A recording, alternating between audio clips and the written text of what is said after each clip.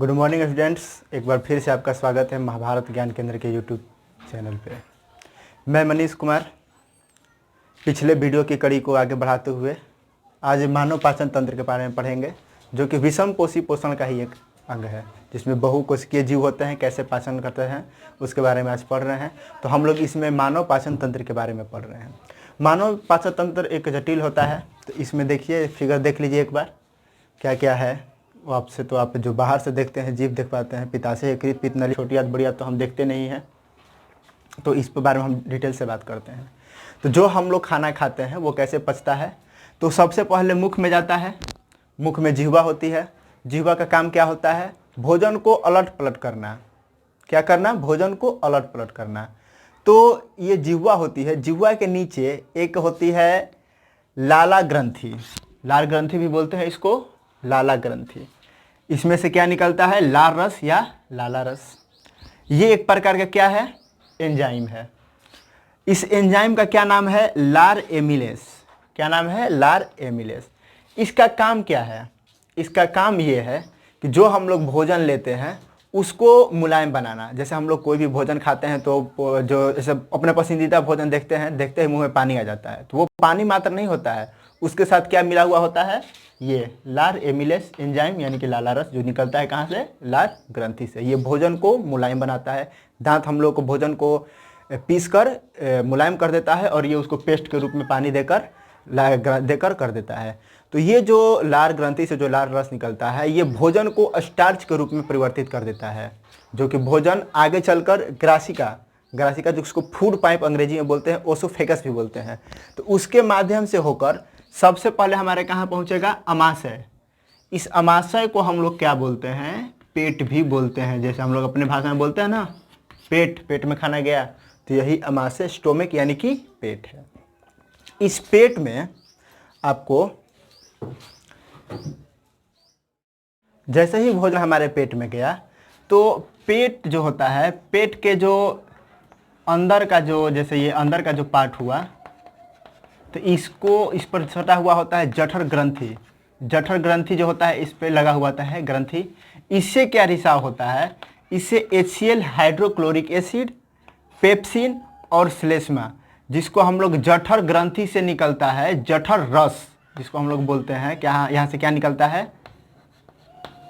जठर रस भी निकलता है या अमाशय रस भी बोलते हैं। ये क्या निकलता है? HCl हाइड्रोक्लोरिक एसिड, पेप्सिन और श्लेष्मा।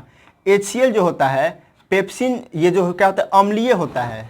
ये सब क्या होता है? अम्लीय होता है यानी कि एसिडिक होता है। ये करता क्या है कि ये प्रोटीन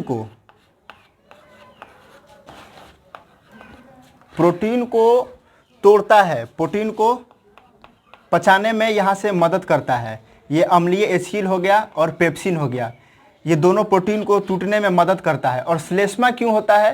तो श्लेष्मा ये जो होता है ना, HCl हाइड्रोक्लोरिक एसिड, ये एक एसिड होता है। अगर एसिड इसी तरह गिरता रहा तो जो पेट के भीतरी भाग होते हैं उनको हानि पहुंचाएगा। जैसे हम लोग कभी क्या होता है, सुबह देर से खाना खाते हैं तो वो बोलते हैं कि पेट में आग दे रहा है। वो आग क्या होता है? पेट में हमारा नॉन स्टॉप काम चलते रहता है। तो जब नॉन स्टॉप काम चल रहा है यानी कि HCl और पेप्सिन रस हमेशा निकलते रह रहे हैं, आप खाएं या ना खाएं वो निकलते रहेंगे।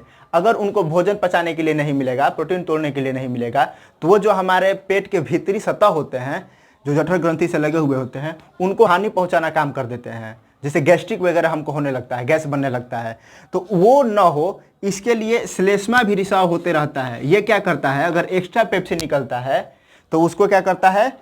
ये बेसिक होता है, ये बेसिक होता है यानी दोनों को न्यूट्रल कर देता है। यानी कि जैसे बोले हमें न्यूट्रल को बोल देते हैं, यानी कोई काम नहीं करने पाता है। यानी कि श्लेष्मा निकला, पेप्सिन निकला, दोनों निकलकर जीरो हो गया। ठीक, तो एक्स्ट्रा जब पेप्सिन निकलने लगता है तो इसीलिए श्लेष्मा भी निकलता है। तो ये बात समझ में आया। इसीलिए खाना जो होता है हमारा पचता है। तो प्रोटीन निकला, प्रोटीन को तोड़ा।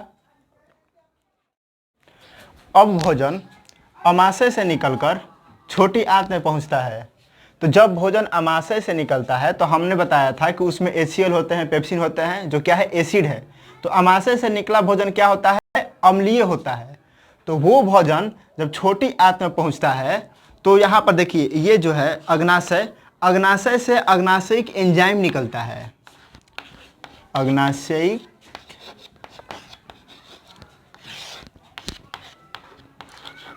एंजाइम निकलता है, जो करता क्या है,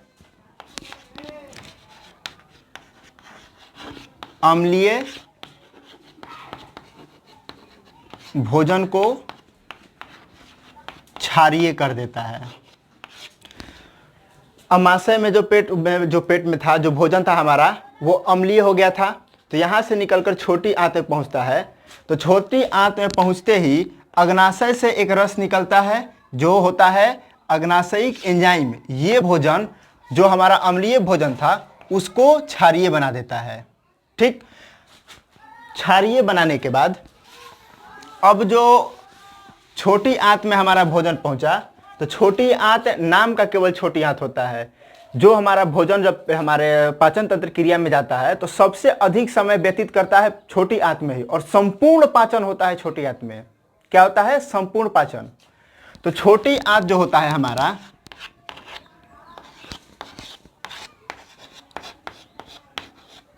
छोटी आंत लगभग 6 मीटर का, यानी कि 20 फीट का। समझिए आप 20 फीट कितना होता है। 6 मीटर यानी कि लगभग 20 फीट का।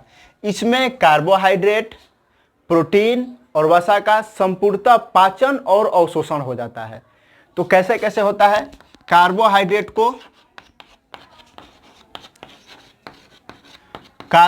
का पाचन शुरू कहाँ से हो रहा था? जीवा से ही, मुख से ही शुरू हो रहा था।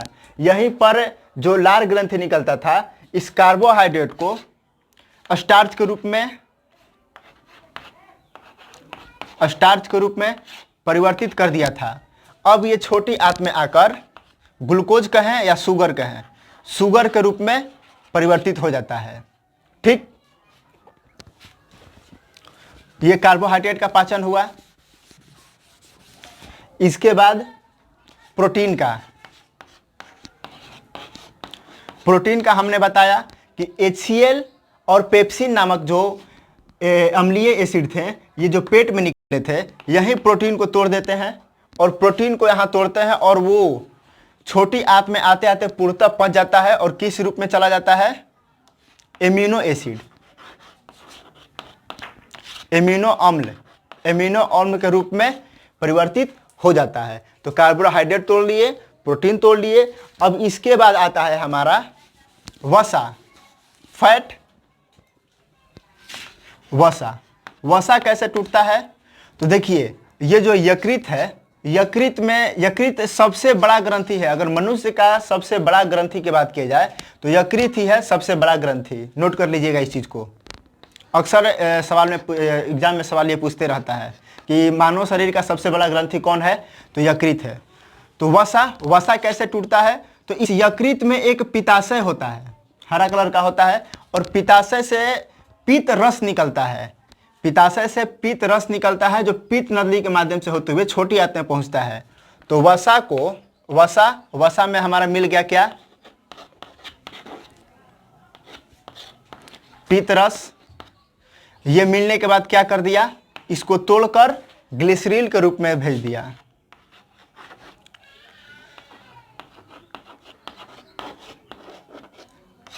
ये ग्लिसरीन के रूप में बदल देता है। ठीक, तो हमारा कार्बोहाइड्रेट का पाचन हो गया, प्रोटीन का पाचन हो गया और वसा का पाचन हो गया। ये सब पचने के बाद, यानी कि ये सब पूरी तरह टूटने के बाद होता क्या है कि जो हमारे छोटे आंत होते हैं, इन छोटे आंत में एक उंगली के आकार का छोटा बहुत सारा निकला होता है, जिसको हम लोग विली बोलते हैं। क्या बोलते हैं? विली। उंगली आकार का होता है, उंगली का आकार का होता है, बहुत सारा होता है। ये क्या करता है? जो हमारे भोजन पचे हुए हैं, जो न्यूट्रिशंस हैं, जो पोषण होते हैं, उनको अवशोषित करता है। क्या करता है? उनको अवशोषित करता है, और अवशोषित कर कर कहाँ भेजता है?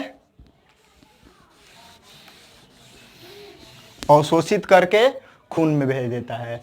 वहां से जो हमारे उत्तक हैं, जो इनका ये जो मेंटेनेंस का बात हो रहा था, कैसे मेंटेन करते हैं, तो ये सारी क्रिया होने के बाद ही हमारे खून में ये जो होते हैं, ये प्रोटीन वगैरह हो गए, प्रोटीन कार्बोहाइड्रेट सब पहुंचे। अब यहाँ तक ही क्रिया खत्म नहीं होता है, जो खाना पच गया यहाँ से ऑब्जर्व कर लिया गया, छोटी आंत होने के बाद जो हमारा भोजन होता है आगे पहुंचता है बड़ी आंत में।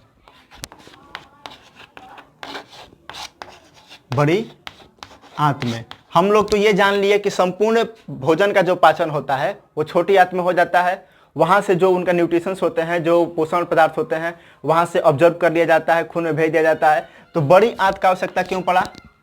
तो जो बड़ी आंत है उसमें जो बाकी जो अनपचे भोजन है, जो पूरी तरह नहीं पच पाए, वो आते हैं। बड़ी आंत लगभग 1.5 मीटर लंबा होता है। ठीक, इसमें क्या होता है कि जो भोजन में जो अनपचे पदार्थ हैं वो इसमें भेज दिए जाते हैं, और जो पानी वगैरह होता है उसको ऑब्जर्व कर लिया जाता है। ठीक, अब इस भोजन को आगे जो गुद्दा द्वार होता है उसके माध्यम से, इसको अंग्रेजी में एनस बोलते हैं, इसके द्वारा मल त्याग कर दिया जाता है। तो एक बार हम पुनः फिर से शुरू से बताते हैं भोजन कैसे कैसे कहाँ पहुँचता है। सबसे पहले भोजन ऑब्जर्व किए, मुख में गया, मुख में दांतों के द्वारा उसको छोटा छोटा पीसा गया। फिर जो लार ग्रंथि थी उसके द्वारा लार रस यानी कि जो एंजाइम हुआ जिसको लार एमिलेस बोलते हैं, उसको कार्बोहाइड्रेट को वहाँ पर स्टार्च के रूप में परिवर्तित कर दिया गया और मुलायम भोजन को कर दिया गया। फिर ये ग्रासिका के द्वारा पेट में यानी कि अमाशय में भेजा गया। अमाशय में भी एंजाइम निकलते हैं, HCl, हाइड्रोक्लोरिक एसिड, पेप्सिन और श्लेष्मा। ये क्या करते हैं, वहाँ पर प्रोटीन को तोड़ने का काम करते हैं और भोजन को अम्लीय बना देते हैं, और थोड़ा बहुत जो कीटाणु भी पहुँचे होते हैं, बैक्टीरिया वगैरह, यहाँ पर ACL की वजह से मार दिए जाते हैं। ठीक, वहाँ से भोजन हमारा पहुँचा छोटी आंत में। छोटी आंत में संपूर्ण पाचन होता है, हम बताएं। अब यहाँ पर इसका लंबाई भी बता दिए हैं, 6 मीटर का होता है, लगभग 20 फीट का। वहाँ पर कार्बोहाइड्रेट को तोड़कर ग्लूकोज में बनाया जाता है, प्रोटीन को तोड़कर अमीनो एसिड में बनाया जाता है। जो पित्त रस होता है यकृत में पित्ताशय होता है, पित्ताशय पित्त नली जुड़ा हुआ होता है, जिससे पित्त रस निकलता है। वो पित्त रस फैट को यानी कि वसा को तोड़कर ग्लिसरीन में भेज देता है, और वहाँ से जो आंत होता है, आंत के जो अंदर के ग्रंथि होते हैं, जो भीतरी सतह से एक विली नाम का उंगली आकार का निकला हुआ होता है, विली बोलते हैं, वो उस न्यूट्रिशंस को ऑब्जर्व करके हमारे खून में भेज देता है, जो हमारे ऊर्जा का काम करता है, मेंटेनेंस का काम करता है। उसके बाद जो बचे हुए पदार्थ होते हैं आगे बड़ी आंत में भेज दिया जाता है। बड़ी आंत में वो जो पानी वगैरह जो बचा होता है उसको ऑब्जर्व करके बाकी जो होता है उसको आगे भेज दिया जाता है, गुद्दा द्वार के द्वारा बाहर निकाल दिया जाता है, जिसको मल त्याग हम लोग कर देते हैं। तो ये संपूर्ण व्याख्यान हुआ हमारे पाचन तंत्र का। अब जब आप खाना खाइएगा तो खाते वक्त सोचते रहिएगा कि हमारे कहाँ कहाँ जाएगा। ठीक, अब एक चीज और है, टिपिकल बात, वो बता देते हैं। क्या खाने पर कितना कैलोरी एनर्जी मिलता है? अगर कार्बोहाइड्रेट 1 ग्राम कार्बोहाइड्रेट खाते हैं तो 4.2 कैलोरी एनर्जी मिलता है। अगर प्रोटीन का बात किए, प्रोटीन अगर 1 ग्राम खाते हैं तो लगभग 4 कैलोरी एनर्जी मिलता है। और अगर वसा का बात करते हैं तो 1 ग्राम वसा खाएंगे तो लगभग 9.2 कैलोरी एनर्जी रिसाव होता है। तो ये चीज़ हो गया। तो हम लोग को अधिकतर कार्बोहाइड्रेट जो सबसे अधिक ऊर्जा देता है, प्रोटीन भी हम लोग को ये जो होता है स्वास्थ्य को, शरीर को विकास करने में मदद करता है, और वसा भी एनर्जी देता है। तो ये जो टूटता है एमिनो एसिड के ग्लिसरॉल के रूप में, फिर ये एनर्जी देता है। तो ये सब चीज़ हो गया। ये मानव पाचन तंत्र पूरी तरह है। इसको पूरा वीडियो देखिए, अच्छा लगे तो चैनल को सब्सक्राइब कीजिएगा, लाइक कीजिएगा, कमेंट कीजिएगा और आगे भी भेजते रहिएगा। धन्यवाद।